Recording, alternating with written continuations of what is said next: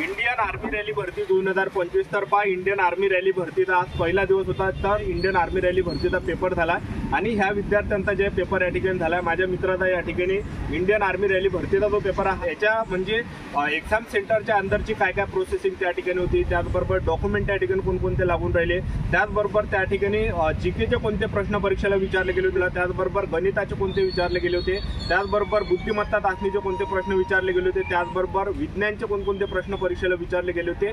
तर संपूर्ण रिव्ह्यू मी तुम्हाला पेपरचा या ठिकाणी देणार आहे। तर आजचा व्हिडिओ खूप महत्त्वाचा होणार आहे, व्हिडिओ शेवटपर्यंत बघा आणि आताच व्हिडिओला लाईक करा आणि आपले युट्यूब चॅनल सबस्क्राईब करून ठेवा। वेळोवेळी अपडेट मी तुम्हाला इंडियन आर्मी रॅली भरतीबद्दल सांगणार आहे। तर सर्वात अगोदर त्या ठिकाणी जेव्हा इंडियन आर्मी रॅली भरतीचा पेपर होता, रिपोर्टिंग टाइम काय होता?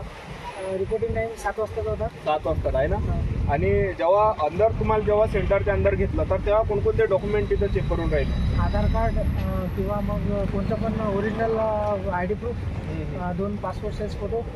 फोटो लागत आहे म्हणजे कुठे लागते कुठे लागत नाही। आणि हे झालं सेंटरवरती घेतलं होतं। हो का? आणि हे झाल्यानंतर पुढची काय प्रोसेस, किती वेळपर्यंत अंदर थांबवलं सेंटरच्या अंदर? त्यानंतर मग 7 वाजता एंटर केलं, 8 वाजता गेट क्लोज झालं, त्यानंतर मग बायोमेट्रिक वगैरे झालं अंदर अर्धा तास। त्याच्यानंतर मग 8:30ला पेपर चालू झाला। 8:30 ते 9:30 वाजेपर्यंत। 9:30 वाजेपर्यंत आणि 10ला बाहेर आला। म्हणजे पहिली शिफ्ट होती सकाळची। इंडियन आर्मी रॅली भरतीमध्ये जीकेचे प्रश्न कोणकोणते आले होते तुमच्या शिफ्टला? वायुसेनेचा मध्य हेडक्वार्टर विचारलं होतं।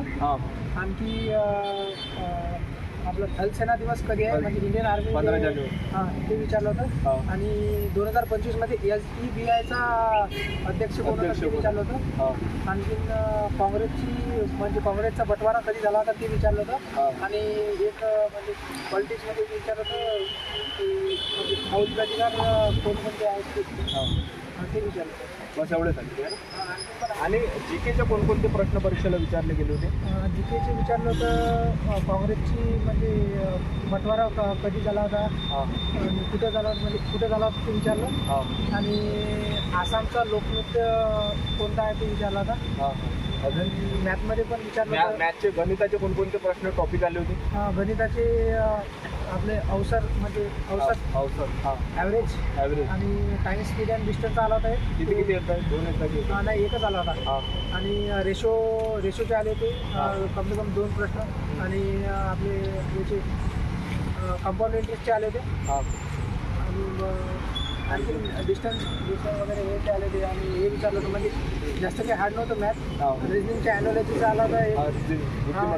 आणि सिटिंग अरेंजमेंट। विज्ञानचे कसे काही लक्षात आहे का? विज्ञानचे एक विचारलं होतं की जे मुंगी राहते ना, मुंगी जेव्हा डंक मारते तेव्हा ते कोणत्या ॲसिड सोडते, ते विचारलं होतं।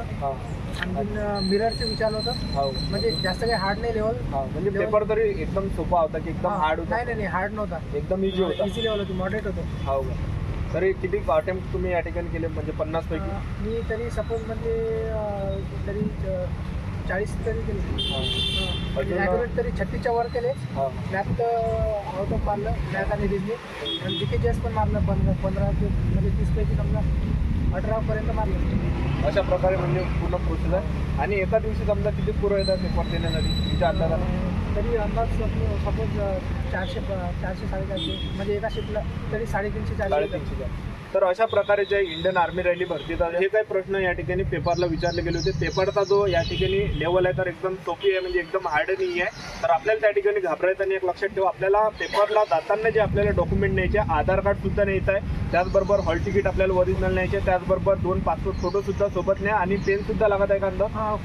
म्हणजे आमच्या सेंटरवरती पेन तिथंच मिळाले, नाही तर माझ्या मित्राचा होता तिथं कोणत्या जागेला तिथं पेन सोबत न्यावं लागतं। तर अशी प्रोसेस होती। आजच्यासाठीच थांबतो। आपले युट्यूब चॅनल सबस्क्राईब करून ठेवा, वेळोवेळी अपडेट देत राहा। आजच्यासाठीच थांबतो। भेटा नेक्स्ट व्हिडिओमध्ये। जय हिंद, जय भारत।